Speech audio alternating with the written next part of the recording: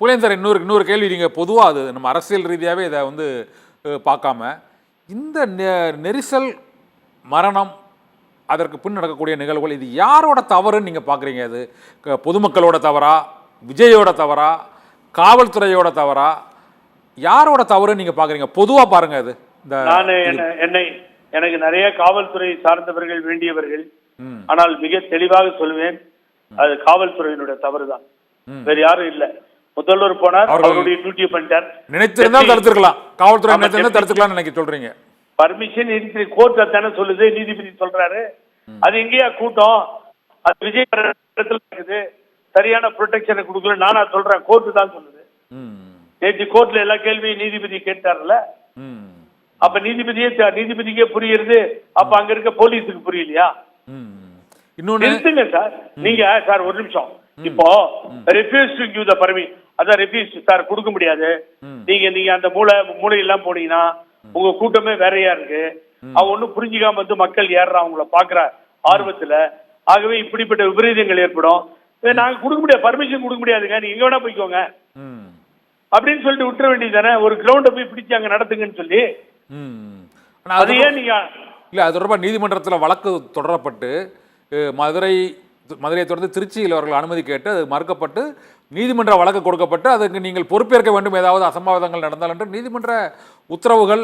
அதை தொடர்ந்து இந்த கரூர் மாவட்டத்தில் ஒரு 20 நிபந்தனைகள், நாமக்கல்லில் ஒரு 16 நிபந்தனைகள் எல்லாமே கொடுத்தும் ஒரு நிபந்தனையுமே அங்கே பின்பற்றப்படலை, அதை கடைபிடிக்கவும் இல்லை.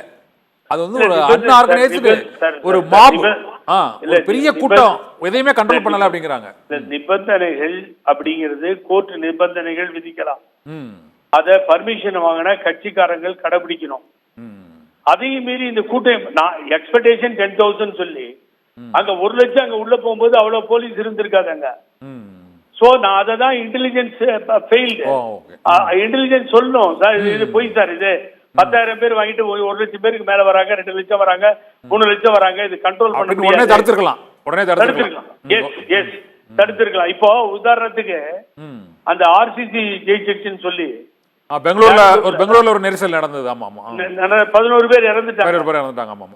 ஆமா, 11 பேர் இறந்ததுக்காக அங்க இருக்க காங்கிரஸ் கவர்மெண்ட்டும் சித்தராமாவும் மத்தவங்களும் சீஃப் மினிஸ்டரும் அந்த போலீஸை காப்பாத்தல சார். நீங்க நம்ப மாட்டீங்க, கமிஷனர் சஸ்பெண்ட் பண்ணிட்டாங்க, அடிஷனல் கமிஷனர் சஸ்பெண்ட் பண்ணிட்டாங்க, ஜாயிண்ட் கமிஷனர் சஸ்பெண்ட் பண்ணிட்டாங்க, ஜூரிஸ்டிக்ஷன் ஏசிபி இன்ஸ்பெக்டர் எல்லாம் காலி, சஸ்பெண்டட். அதை ஒத்துக்கல, அந்த கப்பையும் வாங்கி வச்சுட்டாங்க. அது ஒரு சின்ன இடத்துல, இந்த நேரோ இடத்துல ஸ்டேடியத்துக்கு வெளியில வந்து கப்பை தூக்கிட்டு வந்து இன்சிடென்ட் ஆகி போச்சு. இங்க பாமர மக்கள், அங்க படித்தவர்கள், இளைஞர்கள். சோ இப்படிப்பட்ட நிகழ்வுகள் எதிர்பாராம நடக்குது. ஆனா நீங்க நல்லா கவனிங்க, இந்த நிகழ்வுகள் நடந்த பின்னாடி என்ன பொறுத்தவரைக்கும் என்னுடைய பர்சனல் கருத்து, விஜய் போகணும்.